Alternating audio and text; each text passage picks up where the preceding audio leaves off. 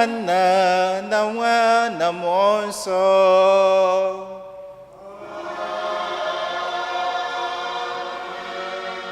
Ka ngọzi nke Onyenwe anyị Jesu Kristi na ịhụnanya nke Chukwu Nna na ịdịkọ n'otu nke Mmụọ Nsọ na-enye dịrị unu niile.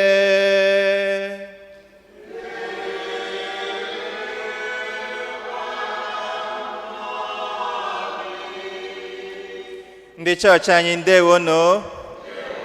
Otuto dịrị Jesu. N'obi ekele na obi aṅụrị ka anyị jiri gbakọọ taa ikele Chineke maka ịdị mma ya na ndụ anyị, maka ngọzi dị iche iche o ji were chọọ anyị mma na mara o jiri gbaa anyị okirikiri. Anyị bụkwa mkpa anyị dị iche iche were bịa n'iru ya taa, na-achịnye aja misa maka udo n'ụwa, na-ayọkwa maka ndị nọ n'ọghọm dị iche iche nke a na-akpọ natural disaster, ka Chineke nyere ha aka, jiri aka ya na-agbapụta ha na nsogbu a niile. A na-ehunyekwa aja misa maka ndị ọya na ndị megoro agadi, ka Chukwu gaa n'ihu na-agba ha ume, nye ha chi ike nke ahụ na nke mkpụrụ obi. Anyị na-etinyekwa obodo anyị Naịjirịa n'aka Chineke. Taa anyị na-esonye nzukọ na mba niile na-achụ aja nke iri ụka iri na ise, 15th Sunday in ordinary time of the year of the church. Ụmụnne, iji kwado onwe anyị nke ọma maka ihe omimi nke ya, ka anyị nyochaa na akọnuche anyị were yọọ Chukwu mgbaghara njọ.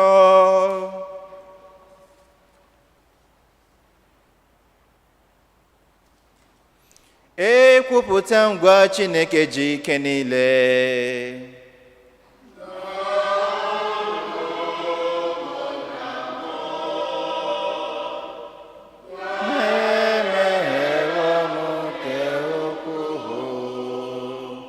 Site n'echiche na okwu n'omume, na site n'ịhapụ ezi omume kwesịrị na mụ ga-eme, site na mmehie mụ, site na mmehie mụ,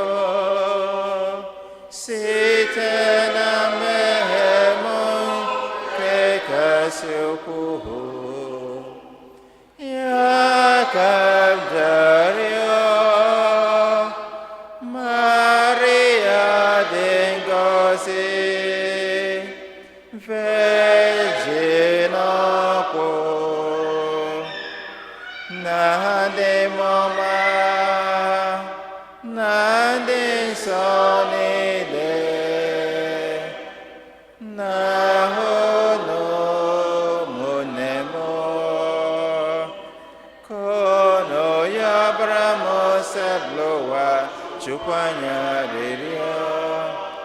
Ka Chineke ji ike niile mere anyị ebere, mgbaghara anyị njọ anyị, ga duru anyị na ndụ ebighị ebi.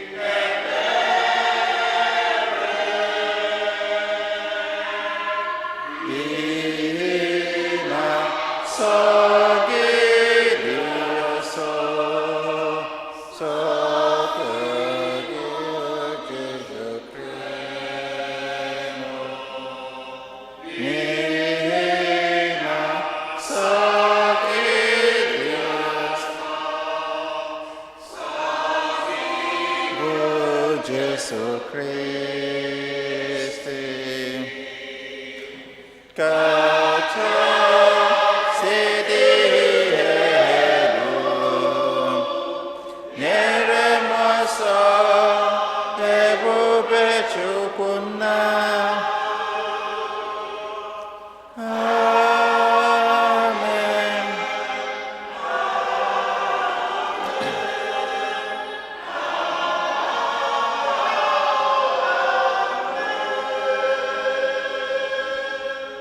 Ka anyị rịọ arịrịọ.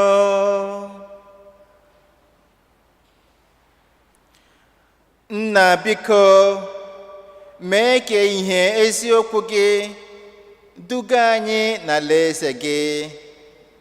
Dube anyị n'ụwa nke a jupụtara n'ọtụtụ ihe megidere ihe gị.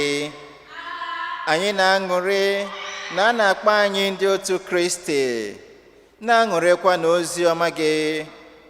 Meenụ ka ịhụnanya gị mee anyị ihe ịkpọrọ anyị oku ka anyị bụrụ, site na adịwe n'anyị Jesu Kristi hụ nwa gị, onye gị na ya dị ndụ n'aha chi n'ịdịkọ n'otu nke mmụọ nsọ, Chukwu site n'ụwa tụwa niile.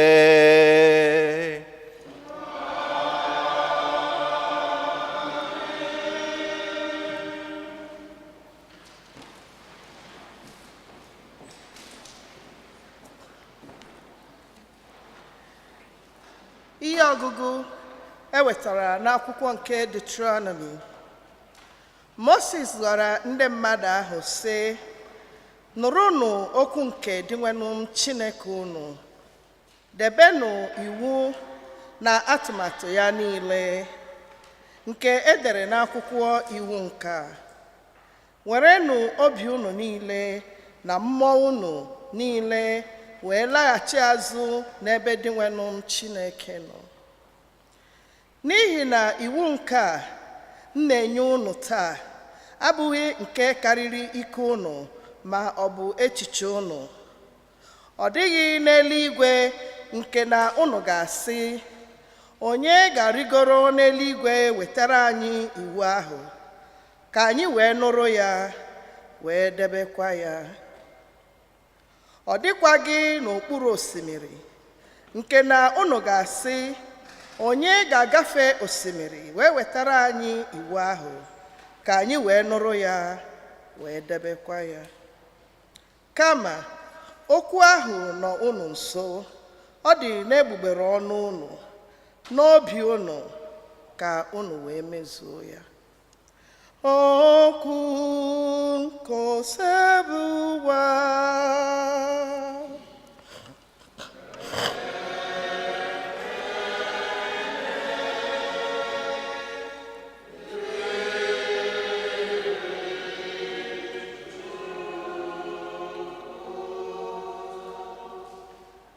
Chọwanụ di nwenu mgbe unu nọ na mkpa ka unu wee dị ndụ.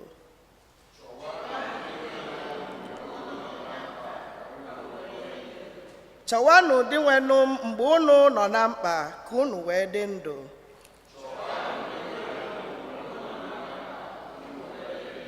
Nke a bụ ekpere m ji anata ihe ọma n'aka Chineke. Chineke m, were nnukwu ịhụnanya gị zaa m, gosi m enyemaka gị na-enweghị ngwụcha. Onye nwe m, na nnukwu ịhụnanya gị zaa m oku, n'ihi na ịhụnanya gị ebuka. Were nnukwu ebere gị tụgharịa lee m anya.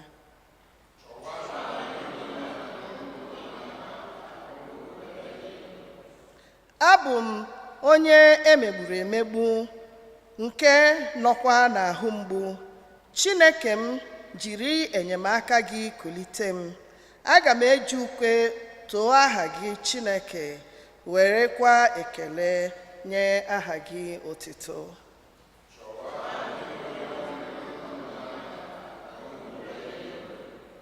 Mgbe ụmụ ogbenye hụrụ ya, ha ga-enwe obi ụtọ.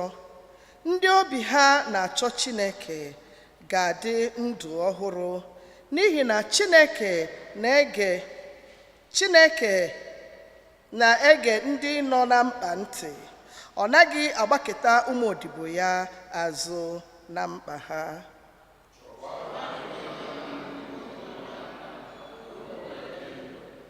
N'ihi na Chineke ga-eweta enyemaka na Zayọn. Ọ ga-ewugharị obodo niile nke Juda. Agbụrụ ụmụ odibo ya niile ga-eji ya mere ebe obibi. Ndị niile hụrụ ha n'anya ga-ebikwa na ya.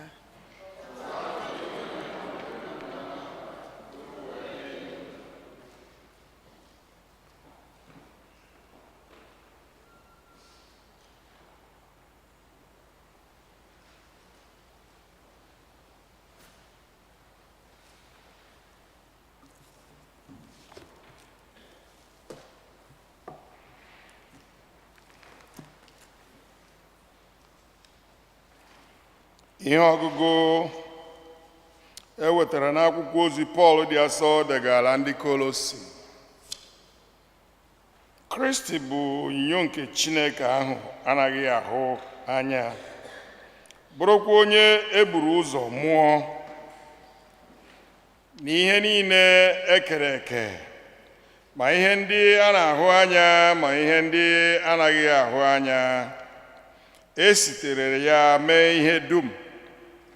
Ọ bụkwa ya ka e mere ihe niile, ma ọ bụ oche eze, ma ọ bụ ugwu eze, ma ọ bụ ike ọchịchị, ma ọ bụ ike mmụọ na nke mmadụ. Ya bụ ihe dum ụzọ dịwa. Ọ bụkwa na ya ka ihe dum si adị. Kristi, isi nke ahụ bụ nzukọ.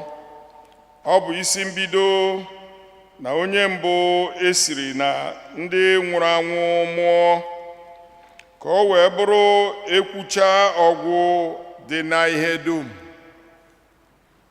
Ọ masịrị Chineke ime ka izu oke niile o jiri bụrụ Chukwu zuo oke n'ime Kristi. ka e wee mee udo na agbata ihe dum n'ime Kristi. Mgbe m kwuru ihe dum ekwupụtara m na esitere n'ọbara ọ gbara n'elu obe mee ka udo dị na agbata ihe niile dị n'eluigwe na ihe niile dị n'elu ụwa. Okwu nke osebe ụwa.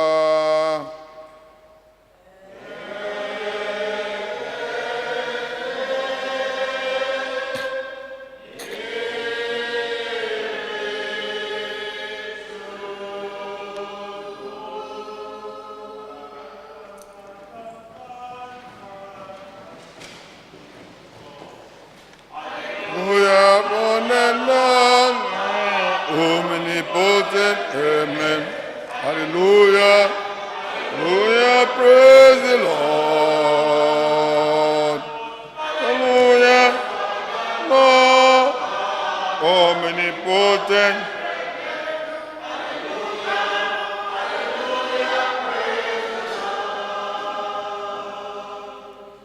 Onye nwe anyị, okwu gị bụ mmụọ, ha bụ ndụ. Ọ bụghị ji okwu nke ndụ ebi ebi.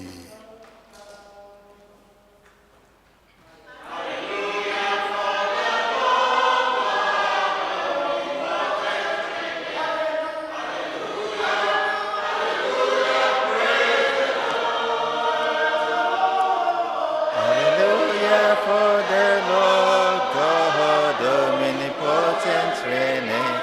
Hallelujah. Hallelujah, praise the Lord. Onye nwe anyị nọnyere unu.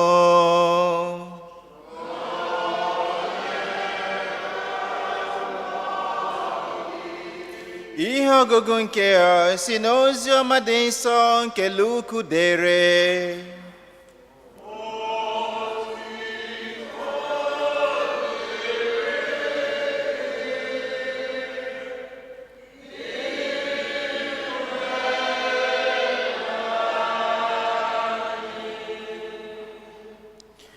Ma lee, otu onye ọkaiwu biliri chọọ ụzọ ịnwude Jesu site n'ajụjụ.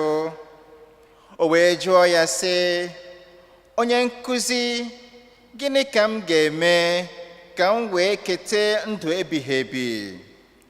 Jesu wee jụghachi ya sị, gịnị ka e dere n'iwu n'ime akwụkwọ nsọ?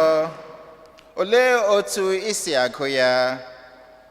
Onye ọkaiwu ahụ wee zaa ya sị, ị ga-eji obi gị niile na mmụọ gị niile na ike gị niile na uche gị niile hụ onye nwe anyị bụ Chineke gị n'anya. Ị ga-ahụkwa onye agbata obi gị n'anya otu i si hụ nwanne gị n'anya, otu i siri hụ onwe gị n'anya. Jesu wee zaa ya sị, ị zara nke ọma, mee otu a, ị ga-eketakwa ndụ ebighị ebi. Ma ebe onye ọkaiwu ahụ na-achọ ịgụnye onwe ya n'onye ezi omume, ọ jụrụ Jesu sị, onye bụkwanụ onye agbata obi m? Jesu wee zaghachi ya sị, otu nwoke si Jerusalem na-agbada ịga Jeriko, o wee daba n'aka ndị abalị dị egwu, ndị gbara ya ọtọ, tie ya ihe, hapụ ya ọ dị ndụ ọnwụ ka mma, wee gbalaga. Ma dịka ihe si eme, otu onye nchụaja si ụzọ ahụ agafe. Ọ hụrụ nwoke ahụ wee gafere. Otu aka ahụ, otu onye Livai sikwere ụzọ ahụ agafe. Ọ hụkwara nwoke ahụ bịa site n'akụkụ ụzọ ahụ gafekwa. Ma mgbe onye Sameria nọ na njem bịaruru ebe nwoke ahụ tọgbọrọ, ebere juru ya obi mgbe ọ hụrụ ya. O wee bịakwute ya, wụkwasị ya mmanụ igbochi ihe mgbu ma na mmanya ọkụ ịgbasi ọnya, wee kechie ọnya ahụ. O kwukwasịrị ya na ịnyịnya ibu nke aka ya, kpọbata ya n'ụlọ ndị ije, ebe ọ nọrọ lekọtazie ya anya nke ọma. N'echi ya, onye Sameria ahụ fụpụtara naira 2 nye onye nlekọta ụlọ ndị ije ahụ, wee rịọ ya, biko lezie nwoke a anya nke ọma. Ihe ọbụla i mefuru n'elu ihe m nyere gị, mgbe m bịaghachiri, aga m akwụghachi gị ya. Jesu wee jụọ onye ọkaiwu ahụ sị, n'ime mmadụ 3 ndị a, onye ka i chere gosiri na ya bụ onye agbata obi nwoke ahụ nke dabara n'aka ndị abalị dị egwu? Onye ọkaiwu ahụ wee zaa sị, onye ahụ mere ya ebere. Jesu sịrị ya, gaa gị onwe gị mekwa otu ahụ. Oziọma nke osebro ụwa.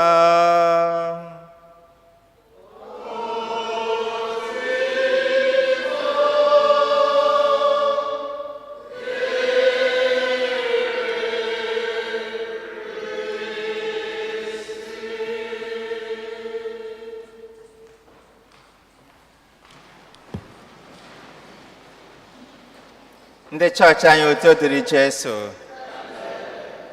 ka ekunu mere. Ọ dị ka time echenjiri anyị ka na-ebu anyị aka. Don't worry, with time, ọ ga-amakwa anyị ahụ. Taa, ụka na-eche anyị, ụka bụ ilu anyị maararị kemgbe anyị dị obere, the parable of Good Samaritan. Mgbe ụfọdụ eji ya ama njakịrị, mgbe ụfọdụ atigo ya na drama, you know. Ọbụladị onye chọrọ ikwu okwu, ọ sị Good Samaria or Good Samaritan. Mgbe m na-agụ ihe ndị a, na-eche echiche maka ya, mejiri obodo anyị na-elegodu ihe ọgụgụ anya, otu ọ ga-esi awa ọkụ n'obodo anyị, otu a ndị bandit, kidnappers, armed robbers juru ebe niile. Nke a ọ bụghị naanị na a ga-atọrọ gị, a ga-eti gị ihe, napụ gị ihe ị nwere, buru gị baa n'ime ọhịa nara ransom. Ọkwara ma ndị enweghị emeghe ọsịsọ, egbugwe gị n'elu ya. Ụfọdụ ndị Fulani na-aga achụpụ ndị mmadụ n'obodo ha biri ebiri. Ọwụlalị ndị ji egbe ezu ohi, mgbe ụfọdụ ha ejikwere this parable iji mata ndị otu Kristi, mee ka ndị nwere accident n'ụzọ, ọwụ ndị ihe siri ike n'ụzọ, ịkwụsaghala ahụ eburu gị. So majụ azụ n'onwe m, Good Samaritan ọkadịkwa na Nigeria. Mana agbanyeghị otu esi adị, nkụzi Chineke, nkụzi Jesu Kristi ka nwekwara ọnọdụ n'obodo anyị, n'ime anyị. Nke mbụ a gwara anyị, asị anyị na ihe ndị a niile bidoro site na nnwale. Ọ bụghị na ode akwụkwọ ha amaghị ihe kwesịrị ime were nweta alaeze, n'ihi na ọwụ ha wa the Pharisees and the Sadducees, ọwụ ha wa ndị na-atapịa iwu nke Moses. So malari, mana ọ chọrọ otu esi eme gịnị? Ejide Jesu. Ọtụtụ oge ụfọdụ ndị mmadụ na-eme ya anyị nwa akwa na-emekwa ya ndị mmadụ ụfọdụ. Anyị ajụkịdị na ajụjụ ka mara ihe onye ahụ ga-aza. Ọ bụghị na ya amaghị ihe anyị kwesịrị ime, mana ka anyị chọọ nke a ga-asị na o kwuru, anyị ejide ya ebe ahụ. But Chineke, Jesus bụ Chineke, ọ mara n'ihe niile. Yes, okay, no problem, I won't fight you, but I will use this to also teach a lesson that others will learn. Ya tọnụgharịa ya, gị nwa na onwe gị, iwe onye ọkaiwu, iwe onye ode akwụkwọ, olee ihe iwu kwuru? Ya asa ya nnọọ kpam. As if na nke ahụ ejughị ya afọ, he was now seeking for self-justification in righteousness. Dịka ọtụtụ n'ime anyị na-eme, sometimes, especially those who have special gifts, we only want to seek self-justification in order to prove to others our holiness, our sanctimonious life, and how close we are dining and wining with God and angels. Onye wo onye agbata obi m. Even Jesus at that point, knowing what he had in mind, I won't fight you. I will still teach you further a lesson. And he gave this parable. O ji mmadụ atọ nnọọ were maa atụ. Ọ sị anyị na nke mbụ wo onye ụkọchukwu, onye isi nchụaja, ọ nọ na-aga. Anyị nwere ike ịmanye ikpe sị, hey, ọ bụghị na gị kpere Chineke, but you couldn't even have mercy on someone who was dying. Ihe ahụ wo ihe iwu Moses gwara ha. I think that Numbers chapter 19, I'm not either 19 or 17, ebe nyere ha iwu that when you are going to offer sacrifice, you shouldn't touch a dead body for 7 good days. So iwu megidere ha, ọ bụrụ ma ha ebitu ozu nwụrụ anwụ aka na ha ga-emerụ onwe ha. And for 7 good days, they will undergo ritual cleansing, the law of the Jews. So as you can hear, he was observing the legality at that time. Abionye nke abụọ Levi. Levi otu n'iwu ha wo the law of safety and perseverance first. Ya sị, ihe a wo so ndo mekome. Enwere ike na nkwụsị na nka mmiri ndị a kotu obodo anyị dị na ka mmiri onye aka. Amaghị m na nwere ike wo set up. Maybe others are inside the bush waiting for me to stop my car and help them. Ya sị mba ọwụ homo. Ya wuruzie onye Samarita. Onye Samaria na-agara onwe ya. And anyị amaala ọnọdụ ndị Jew na ndị Samaria. Anyị amarago otu ọnọdụ ha dịrị. Ha wụ ndị iro. Because ndị Jew na-ahụ ha ka ndị abụrụ ọnụ, ndị na-agaghị enweta alaeze. So they look down on them. Ọ dị ka nnọọ mgbe gboo, mgbe ndị isi ojii ka na-agbara ndị ọcha ohu, you know, otu ndị ọcha si ele anyị na otu anyị nwa si ele ha. So anyị ha na-agakọta, ọbụla dị ma ugbu a mgbe ụfọ. So ọ bụ otu ahụ ka ọ dị. So they saw themselves as a superior race. Ndị ka ndị a, ndị ahụkwanụ ha, okay, ebe unu ka anyị nọrọ n'onwe unu ka m nọrọ n'onwe m. So but even at that, this man had pity and compassion on this man. Mgbe m na-akụ ihe bịara chetara m uwu ihe a na-akpọ inherited enmity or enemies. Mgbe ụfọ ụlọ dị n'ebe anyị si bịa, ndị anyị na ha na-ese okwu or ndị anyị na ha dị n'iro, we didn't have any encounter with them. Or an inherited trouble. Maybe community and community, family and family, brother are inherited. We don't even know the root cause or how it happened, but we inherited it. Mgbe ụfọdụ onye na-akpọ onye iro gị, you haven't even experienced him. Maybe gị na enyi gị kọrọ gị ihe onye a mere ya.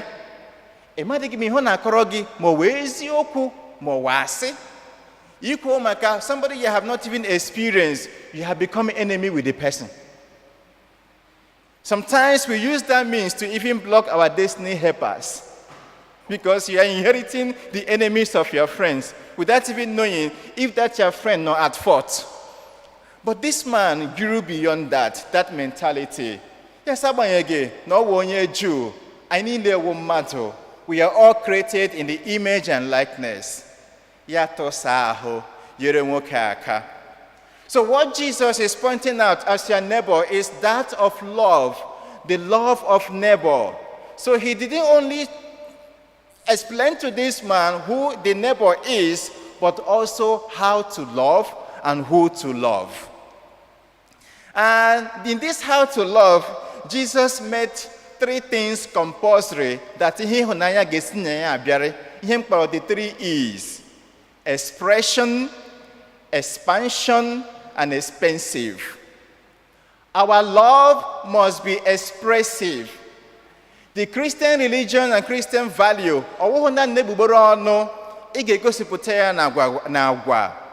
our value, which is our identity, must be shown in practice, in practical relationship with your neighbor and with your God. So it's not enough to say, I love God, I love my neighbor. How do we show it? And it happens, the example comes to us and the opportunity in every day of life.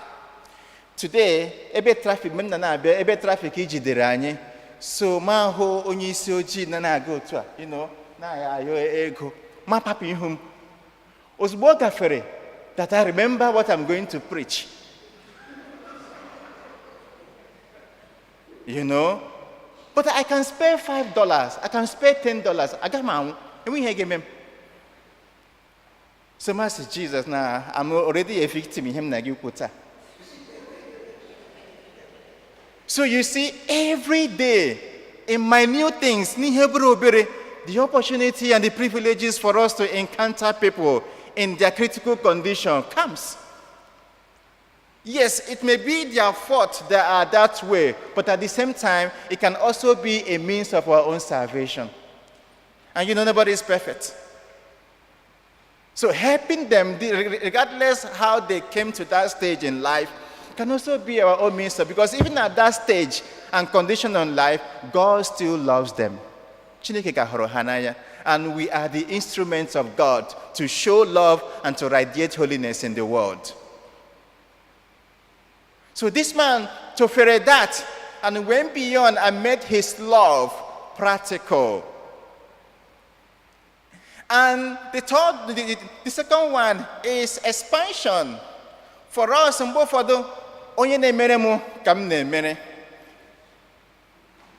so our show of love and our investment in others is like our love is like investment. You know, only in the shore, I'm bianca, or Gabiarani. And if he has nothing to offer, he is nobody. Because we feel like we are wasting our time, we are wasting our talent, and we are wasting our treasure. So who are you? I will have nothing to gain if I invest in you, if I give you this. So Jesus is telling us that our love to our neighbor must be expansive, must go beyond boundaries, even people who cannot repay us, even people we have no connections with. Maybe throughout my life I wouldn't have seen him again, but I failed and failed woefully. And the third one in this neighborhood of love is expensive. Love and it cannot go without that D or wunye. D na wunye love by sacrifice. Oh, sacrifice. For you to have a genuine love, you must have a spirit of sacrifice. They go together, genuine love. Every day when we sacrifice, then there is a question mark in that love. And you know what sacrifice is? Molestation. Painful is painful. He was enjoying his ride, maybe horse or camel. He has to come down to place another person there. Who knows the weather?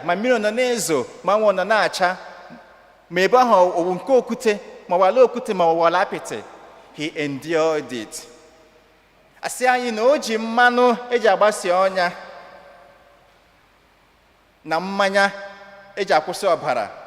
He applied it on him. It cost him something. Enrique, it was a journey of a day, but it became a journey of 2 days because he has to branch in a restaurant or in a hotel or in an inn, wherever that place is in our own context now, to attend to this man first. As I look at this, when he was continuing his journey the next day, he gave out something. And he also promised that he will come back. Whatever additional expense has been made, I will pay back. Are we ready for our love to be expressive, to expand, and to be expensive? It's not easy. It's not always easy. So in that component of love, it's all about care, concern, compassion, mercy, and sensitivity. And no wonder in every criteria of going to heaven is all about ihimere mmadụ. If you can remember the teaching of Beatitudes, chapter of Matthew chapter 5, Blessed are those who mourn, for they shall be comforted. Mgbe ihe gbasara onye ọzọ na-emetụta gị n'ahụ, that is mourning for people around you. Ụmụnne gị chịa, gị soro ha chịa. Ha bee akwa, gị soro ha bee akwa. Ọwụhụ ga na-achị, ọwụ ha na-ebe, obi na-atọ gị sị, ntọọ, kwa maghị Chineke, onye Samaritan, ntọọ. The man didn't act that way. And even in Gospel of Matthew, chapter 25, he asks us, whatsoever you do to the least of my brothers, that you do unto me. So we are already image and likeness of Jesus Christ, just as in the second reading, Jesus is the image of the invisible God. Chineke anyị ma, anyị ahụtụbeghị ha anya, so anyị ma anya ya, ọnụ ya, ụkwụ ya na aka ya. We are his miracles and wonders on earth. Yebasa ise anyị in the first reading. Nakwa na iwu akwado na-enyekwa n'ụlọ, ọ dịkwa n'arụ. You can do it. It's not beyond you. And besides, it's for the good of all of you, not even for my own. Ma maka ọdịmma nke anyị niile. And the work you don't have to go to Mount Carmel or Jerusalem or even know how to read and write before God. It's already written in your heart. And that is your conscience. The inner voice of God speaking in you always, guiding you always. Because I know we lock up that conscience. We close our ears to that conscience. And at a point, the voice in your heart will begin to grow dim and down, silent. But the voice is still there. So, aina yochukwu amara. Nke mbonu kome hanya anyị iji hụ mgbe na-ezitere anyị ndị anyị ga-enyere aka. Komakwara na ihe ọbụla anyị nwere, ihe ọbụla anyị bụ, ihe ọbụla e nyere anyị, ọ bụ ihe aka e nyere anyị enye. We are a provision unto others, and whatever we have been given. That is why I want us to say, naked we came, and naked we shall all depart. To tell you that it all revolves here, around the world. May God bless these words in our hearts through Christ our Lord.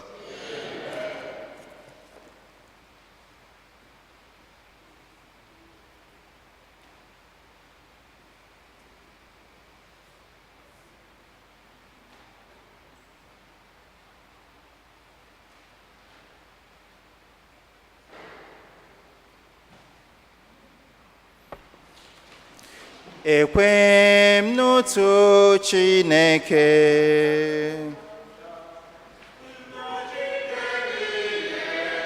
onye kere eluigwe n'ala,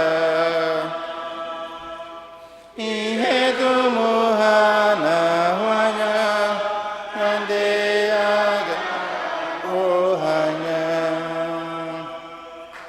ya na otu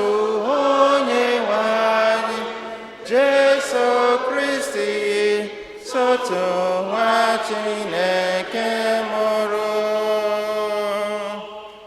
nna mụrụ tupu watụwa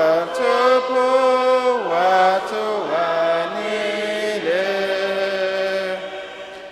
Chukwu si na Chukwu, ihe si n'ihe, ezi Chukwu. Sineze Chukwu, amụrụ ya mụ, eme ya eme, ya na nna bụ sotu ihe ha ji bụrụ Chukwu.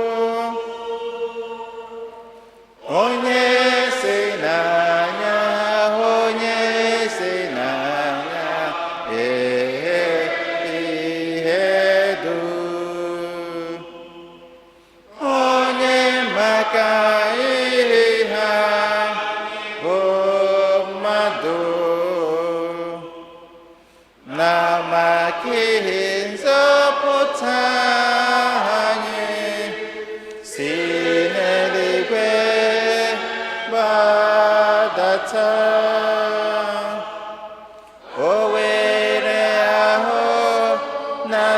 Virgin Maria, site na mmụọ nsọ, ọ bụrụ mmadụ, abịa kpọgbe ya n'obe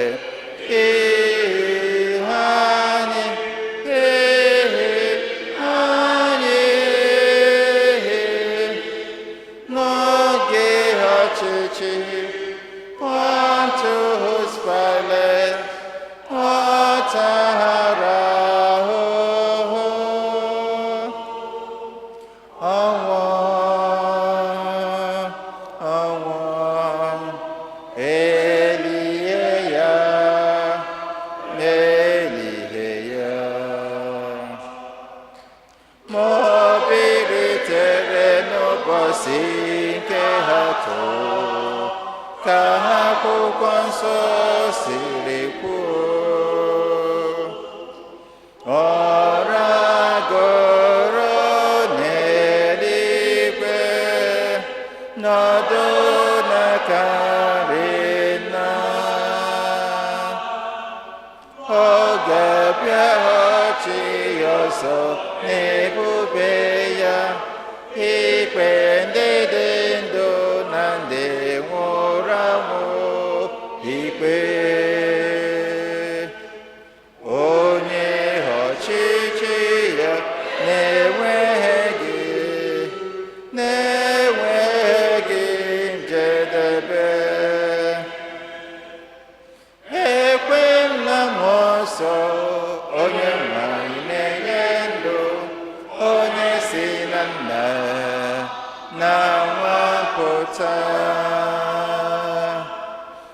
onye ha na-esekpuru, na-etokodo ya na Nna na Nwa, onye si na adịghị amụma kwuo okwu, na-ekwe n'otu nzukọ nsọ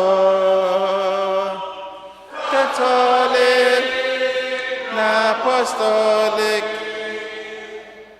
ekwupụta m otu baptizim na nke mgbaghara njọ, ha na-amatụ ha anya bilite n'ọnwụ ndị nwụrụ anwụ, na ndị ụwa ga-abịanụ. Amen. Ekpere nke ndị kwerenụ. Ụmụnne na Kristi, Chineke egosila anyị na ya onwe bụ onye obi ebere. Ka anyị jiri ihe nke a were mkpa anyị dị iche iche were chee ya n'aka. Mmadụ anọ ga-edu anyị n'ekpere, ndekwa ya ga-enye anyị ihe anyị ga-aza.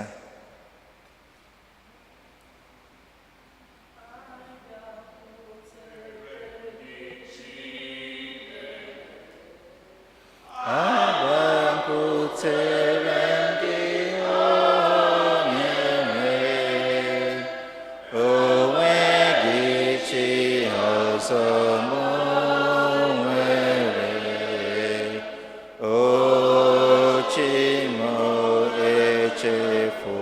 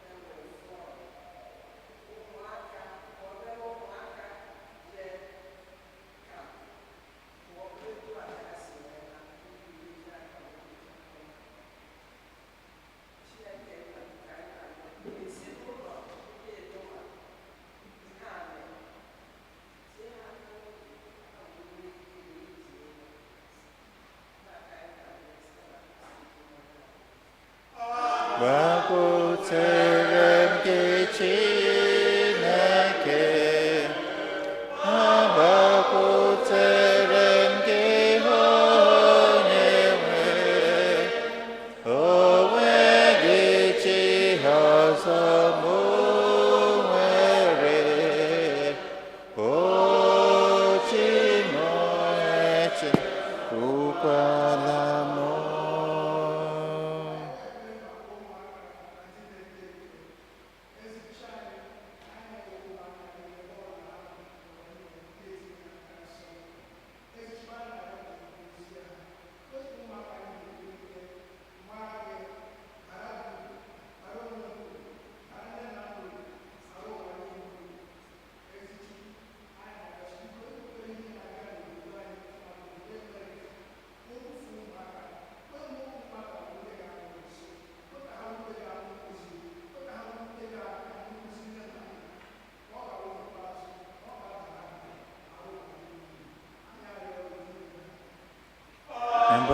Agbakwutere m gị Chineke,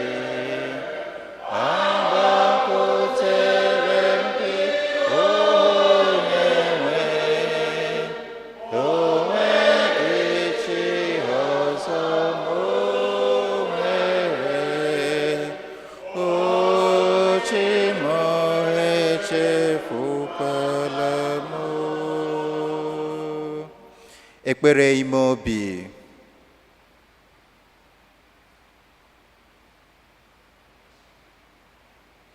Cheta ndị na-ejighị ahụ, ndị nọ n'ọrịa. Cheta ndị ezinụlọ ha nọ na tigbuo zọgbuo, ndị na-enweghị udo. Cheta ndị ndu obodo anyị, ka Chukwu hụnye n'ime ha mmụọ nsọ nke ya, ka ha jiri obi mmadụ na-achị. Cheta ndị dagoro mba n'okwukwe n'ihi ihe isi ike.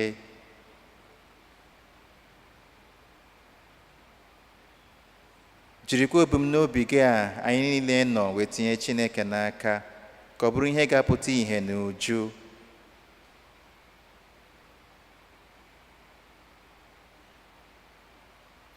Ezi onye nwe anyị na Chineke, nchekwube anyị na ntụkwasị obi anyị bụ na ịhụnanya ị nwere n'ebe anyị nọ n'obi ebere gị. Biko nụ, jiri maka ịhụnanya a lekwasị anyị anya n'ayọ niile anyị na-ayọ gị na mkpa anyị niile anyị na-ebutere gị. Biko nụ, meere anyị ebere ma kpọkọta anyị nso ka anyị were hụ ìhè gị. Jiri ndị mmụọ ozi gị wee gbaa anyị okirikiri, kọpụ anyị na mbata anyị wuru udo, wuru ịhụnanya, wuru ọṅụ. Yirekwa ụmụnne anyị aka, ọkacha nke ndị si ka ncheta ha n'ekpere. Mee ka amara gị bara ha ụba. Ihe anyị niile ka anyị na-ayọ site na Kristi onye nwe anyị.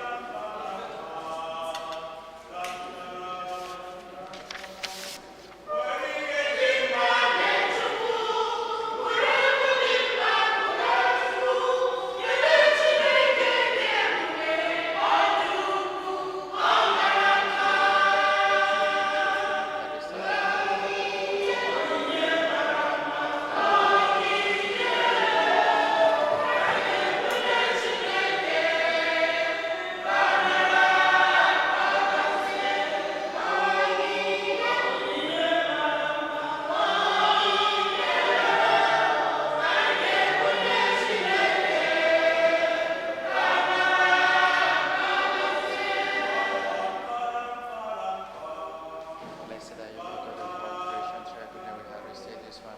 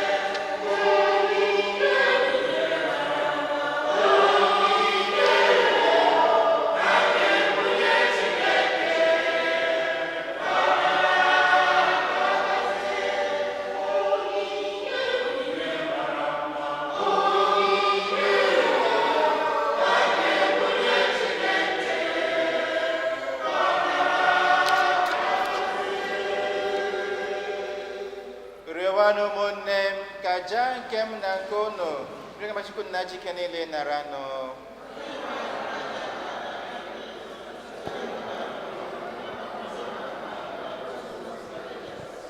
Amen. Onye nwe anyị, were afọ ọma lekwasị anya n'onyinye nke nzukọ gị na-ebunye gị. Biko mee ka anyị site na iketa oke n'ime ha na-adịwanye asọ ise na Kristi onye nwe anyị. Onye nwe anyị na onye rono.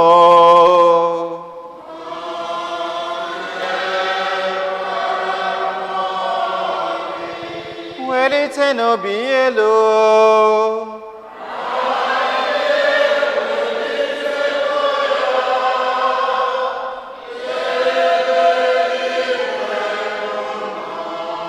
Ka anyị nye n'ụdị nwenụ Chukwu anyị ha ekele.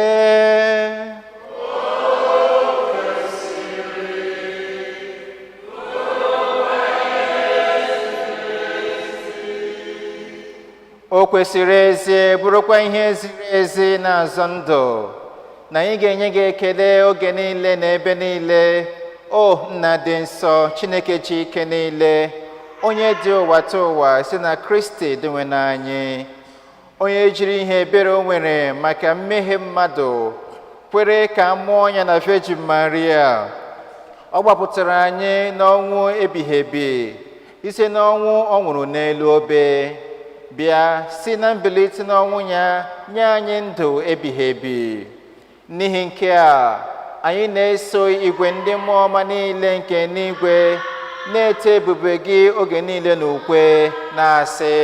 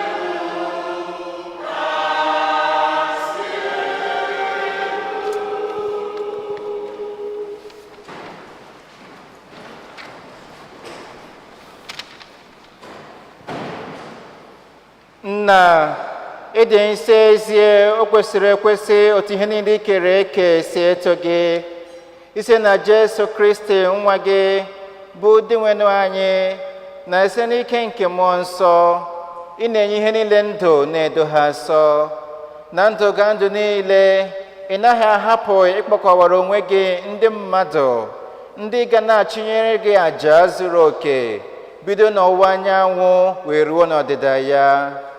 Anyị ebunye gị onyinye ndị a ose bụrụ ụwa were umeala na-ayọ gị ka anyị doo ha nsọ n'ikukwasị ha mmụọ gị ka ha wee họrọ anyị ahụ n'ọbara nke Onyenwe anyị Jesu Kristi, onye nyere anyị iwu ka anyị na-eme emume inye ekele nke a. Na nyasị n'ụbọchị eduru ya nye n'ọnwụ, o were achịcha nye gị ekele na otito, nyawa ya nyekwa ya ụmụazụ ya sị, naranụ nke ya rienụ ya ahụ nụ niile, nke ya bụ ahụ nke a ga-edoro onye maka ahụhụ nụ.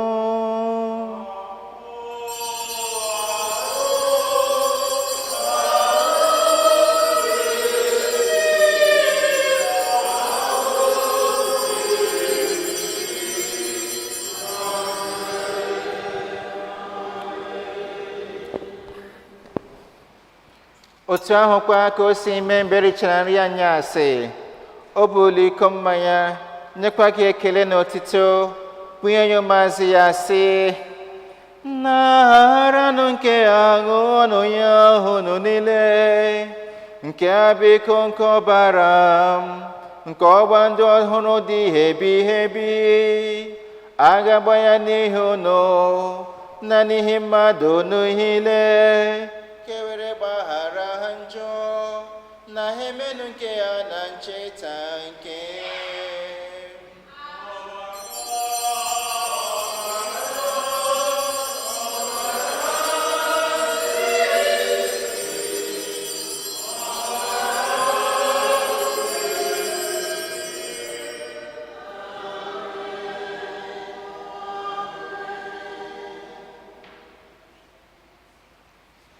ka anyị kwupụta n'ihe omimi nke okwukwe anyị na-eme ha ugbu a.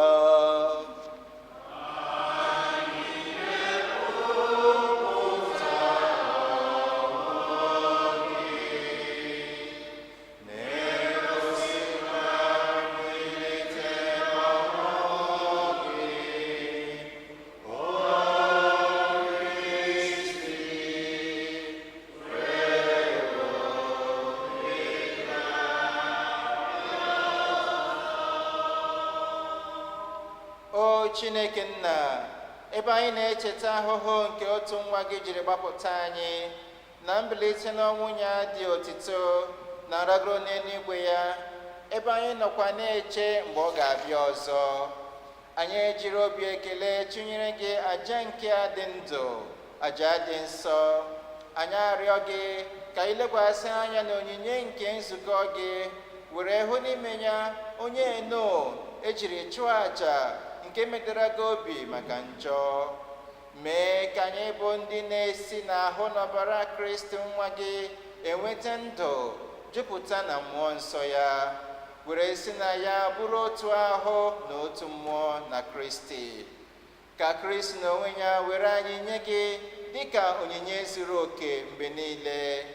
Ka anyị wee soro Virgin Maria dị ngọzi, nne nke Chukwu, na ndị apọstụl na ndị egburu egbu n'ihi okwukwe, na ndị nsọ niile, were keta oke na alaeze n'igwe.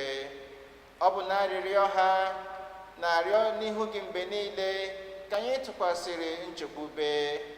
Anyị ji umeala arịọ gị o sebụrụ ụwa, ka àjà nke a mere ka anyị na-aga dịkwa na mma ọzọ wetara ụwa niile udo na nzọpụta. Anyị na-arịọ maka nzukọ gị nọ n'ije n'ụwa a, maka nwa odibo gị bụ nna anyị Pope Leo na bishọp anyị bụ Robert, maka ndị bishọp, ndị ụkọchukwu, ndị ofufe ọlta gị niile, na ndị niile Kristi ji ọbara ya wee gbatara gị, mee ka ha kwụsị ike n'okwukwe na n'ịhụnanya. Nara o sebụrụ ụwa ayịyọ ndị ezinụlọ gị ndị kpọkọtara n'ihu gị n'ebe a, were ebere jikọọ ụmụ gị gbasara ụwa niile. O nna nwere obiọma, nabata n'ala eze gị ụmụnne anyị ndị nwụrụ anwụ na ndị niile hapụgoro ụwa, ndị omume ha sọrọ gị. Anyị chekwubere iru ebe ahụ, soro ha biri na-aṅụrị n'otuto gị ebighị ebi, site na Kristi dịwe n'anyị, onye si n'anya enye ụwa ihe ọma niile.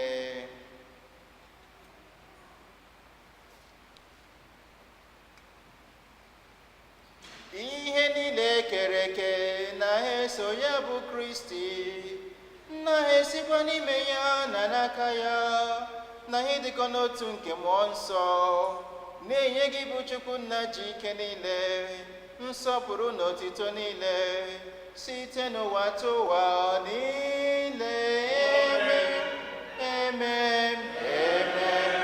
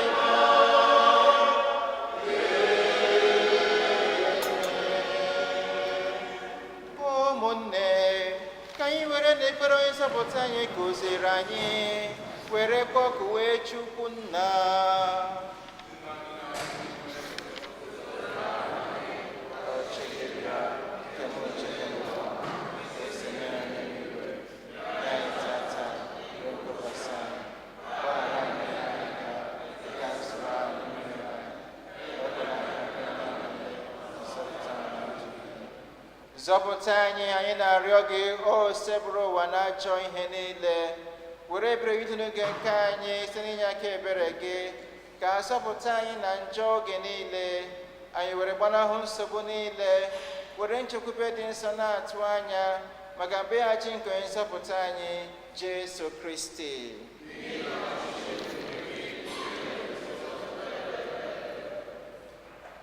Onye nwe anyị Jesu Kristi, onye gwara ndị apọstọl gị, udo nke m ka m na-ahapụrụ unu, udo nke m ka m na-enye unu, elekwara na nje anyị gaa, kama lekwasị anya n'okwe nke nzukọ gị. Biko onye udo dịka otu mgbe ndị ka uche gị siri chọọ, gị bụ onye dị ndụ na-achị ebighị ebi ebighị ebi. Udo nke o sebụrụ ụwa dịrị unu mgbe niile.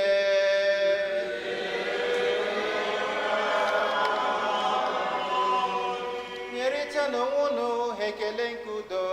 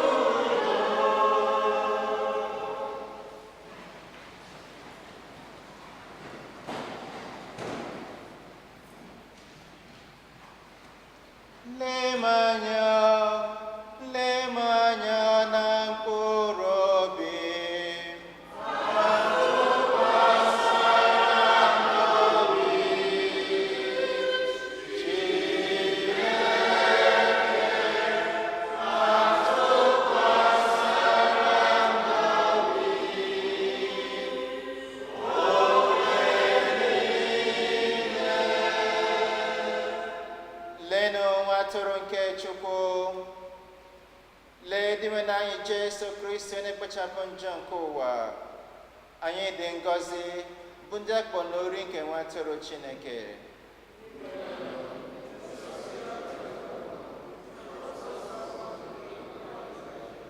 Ka ahụ na ọbara nke Chukwu anyị ruo na ndụ ebighị ebi.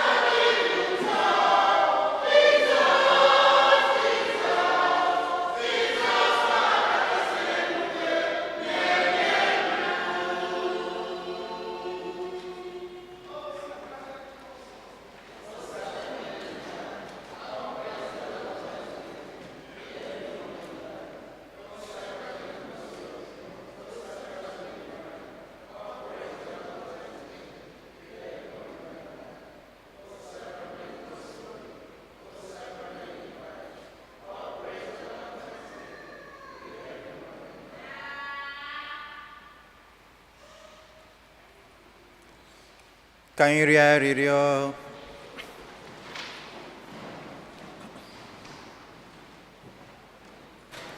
Onye nwe anyị, isi n'iketa oke n'ihe omimi nke ahụ na ọbara Kristi nke a, biko mee ka amara nke nzọpụta gị na-abawanye n'ime anyị oge ọbụla anyị natara ihe ọgbụgba ndụ nke a, isi na Kristi onye nwe anyị. Ọdịnala.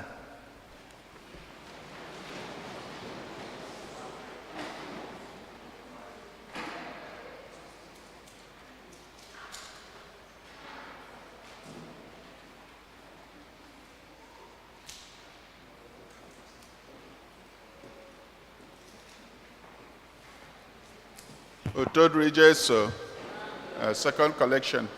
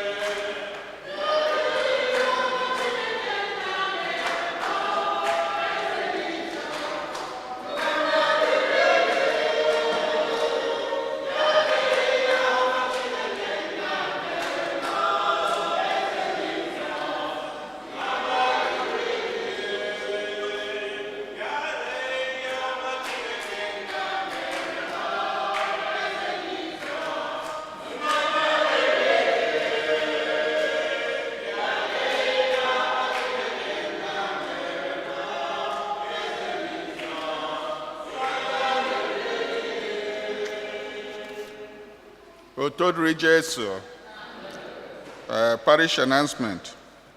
Next week, the second collection will be to help with landscaping maintenance. We count on your generosity. The annual Catholic Appeal Bishops campaign is in progress. Our goal for this year is $24,367.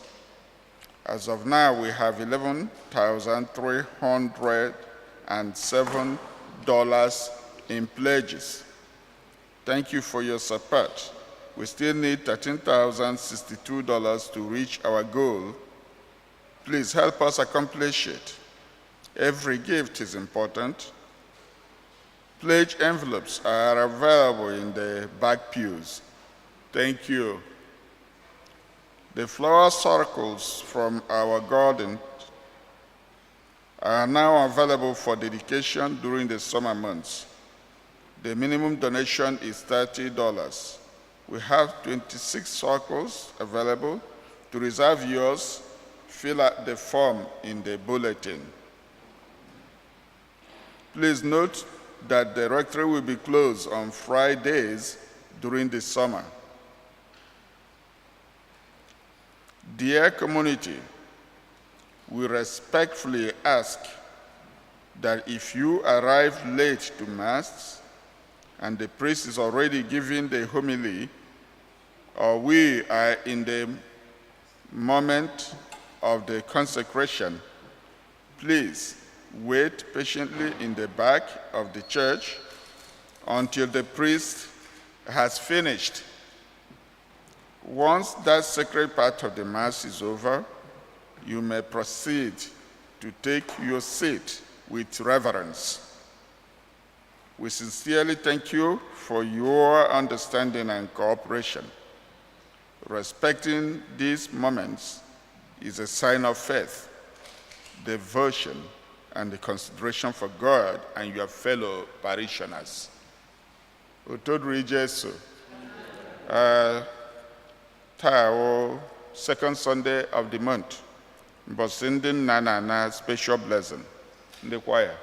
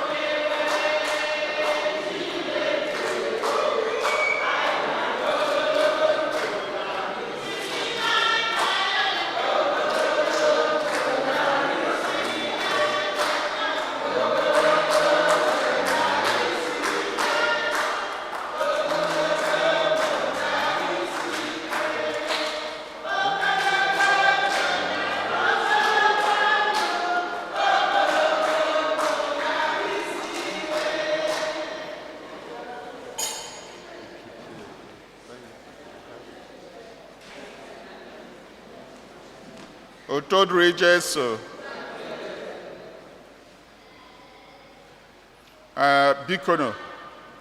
Bikono, ihe Father Kirian's anniversary gao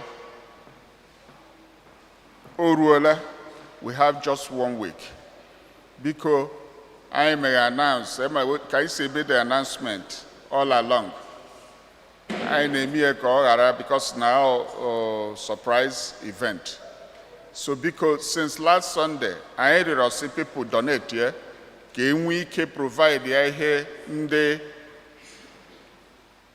parish, and the Igbo community provider. So I hope that now just a few people in the respond rolani. Please, because we didn't plan this. Say can be a border our community members, but ana sina mbrede nyiri dike, mana mbrede ke jama dike. Oh, hanyi wa planning ya. Because only all are respond to that, and may hope that before the end of today, so many of us now donate to anything, will go to the platform and donate something. Or the financial secretary not here, because a guy meet here, you can even come to me. Can we collect here enough time at this day? Okay, this Friday, can I make that event?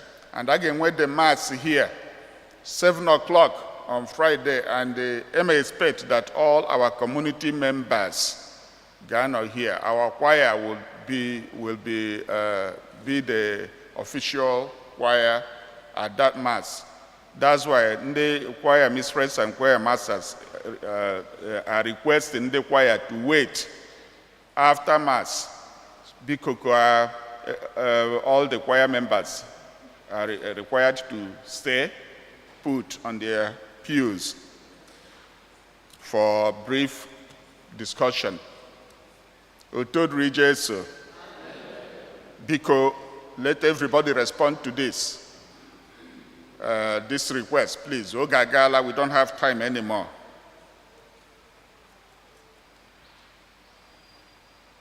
Our community picnic is going to be on August 2nd. Very close. So you can invite your friends. At the Valley Stream State Park on the 2nd of August.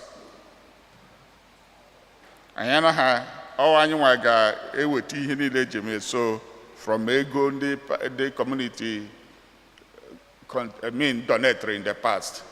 You made the picnic. St. Martin's, na family choka ekele the community for coming out last Sunday to support him and his in-law and daughter, their son, Emily Chukwu, and they had an event celebration where they invited all of us. We were with them, and we celebrated with them. We ate and drank. It was also good. So, but Obidiya Lezino mad that we joined him. Makonye Sicha, or people Mahabia Hariye, or another problem. So, Osikeke Laini left for coming and rallying around and supporting them last Sunday. Otodri Jesu. Onyi Sinde na, Chorokande na, meet here with him na Azo Church immediately after Mass. Briefly. Also got 5 minutes only. Any birthdays today? Birthday celebrants? Good. Solomon, come. Father goes here.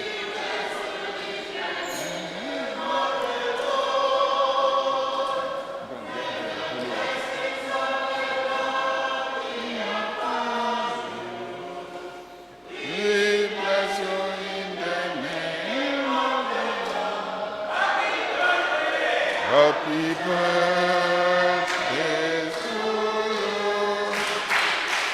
Happy birthday to you. Happy birthday,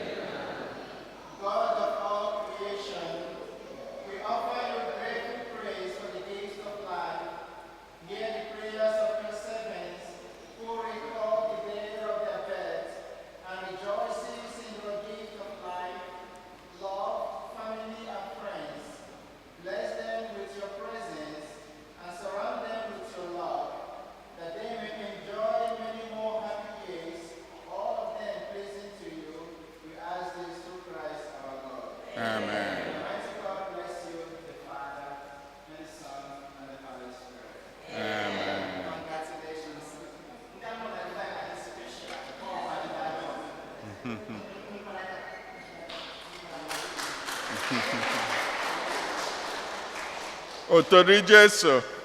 Unu mana se Fortunata o izu agba aka. I'm ended up here today. I don't know why, because everybody wants to come here, like after mass activities. So Lady Carol, only my birthday today. Say Abasa, we have to wait. We had to meet her at the parking lot for the regular.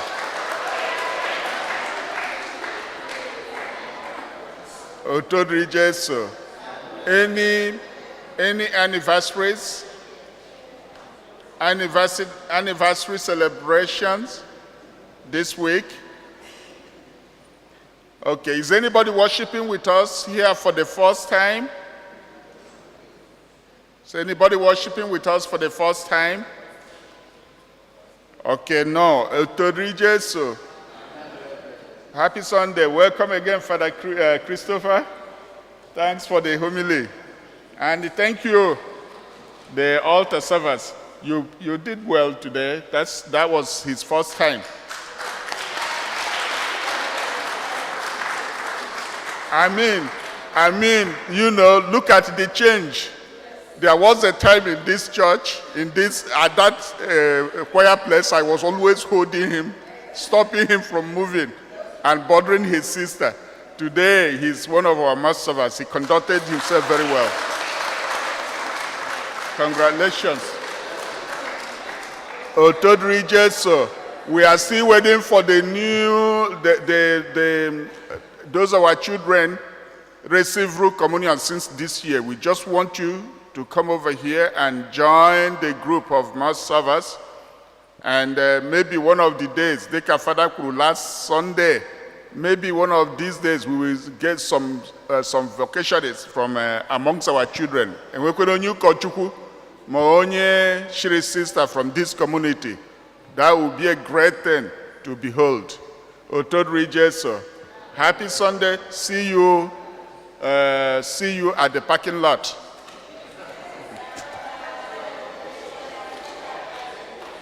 The church anyị Otodri Jesu. Unu emeela ebe ọ dị ukwuu. Mgbe ọbụla Fada Cosmos kpọrọ m sị m na nwere ike ịbịa bịa akara masị ebe a, obi na-atọ m ụtọ. Ọ wụghị naanị na agaghị m eche otu m ga-esi asụ oyibo, mana mma na agbasa masị a ga-ata akara. So, thank you very much. Onye nwe anyị nọnyere unu.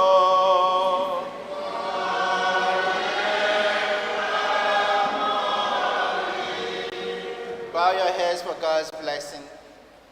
May God bless you with every heavenly blessing and make you always holy and pure in His sight. Amen.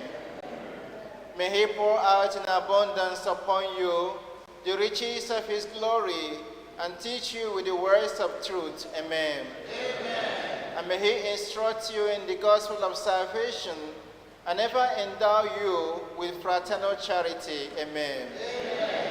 Ka Chukwu Chike niile gọzie unu, Nna na Nwa na Mmụọ Nsọ.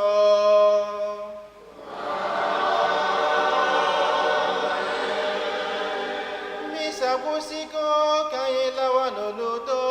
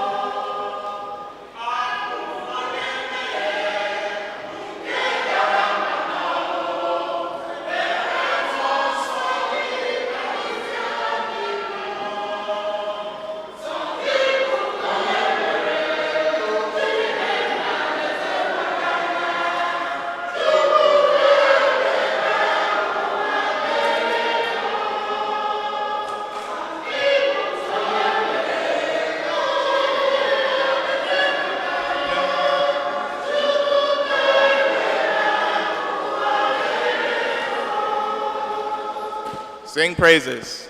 Please have a seat, everyone, very quickly.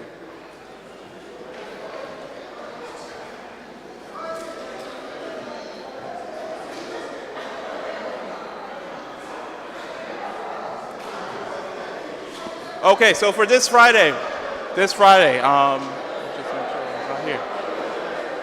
The special mass for Father. This Friday at St. Fortunata, the mass is at 7 o'clock. Sing praises. Sing praises.